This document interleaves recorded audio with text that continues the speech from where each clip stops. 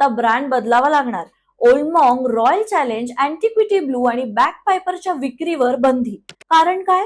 Old Monk, Royal Challenge, Antiquity Blue आणि Bagpiper पिणाऱ्यांसाठी मोठी बात. भारतीय अन्न सुरक्षा आणि मानक प्राधिकरण म्हणजेच फसायने काही प्रसिद्ध मध्य ब्रँडच्या विशिष्ट व्हेरियंट्सवर कारवाई केली आहे. फसायच्या तपासात काही उत्पादनांमध्ये नैसर्गिक प्रक्रियेऐवजी कृत्रिम किंवा नेचर आयडेंटिकल फ्लेवर्सचा वापर झाल्याचा आरोप करण्यात आला आहे.